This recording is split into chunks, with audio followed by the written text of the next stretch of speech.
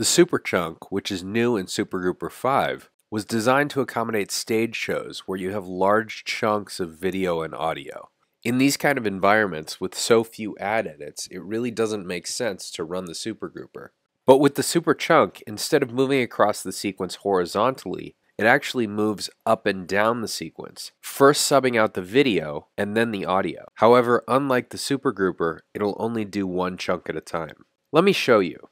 So if I go down to the menu bar and I choose the Super Grouper, you'll notice that the second option over is the Super Chunk. If I choose this, it asks me to place the playhead at the point in the timeline that I'd like to subclip. And just like the Super Grouper, all I have to do is type in the first video track, in this case V1. So again, I'll type in 1. And then the last video track, which in this case is 10.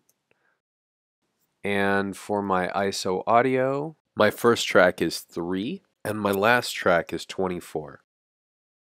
And what the Super Chunk is now going to do is go up and down the sequence, subbing out all the video and audio tracks that I specified. However, unlike the Super Grouper, the Super Chunk does not solo tracks. So if you have blank tracks, you will end up with duplicates in your bin. I mentioned that this workflow can be used for stage shows, but it can also be very useful for fixing groups where you have to create additional subclips in the middle or change timecode after the subclips have already been made. So as it's doing now, the Super Chunk will go up and down the sequence, subbing out the video and audio tracks you specified. And once it's done with that, it will move over to the auxiliary timecode field and add auxiliary timecode to all of the clips that it has just created. And once it's finished subbing out the tracks you specified, it'll give you the option to move to another location on the timeline to sub out, change your tracks, or just to cancel. And that's the Super Chunk.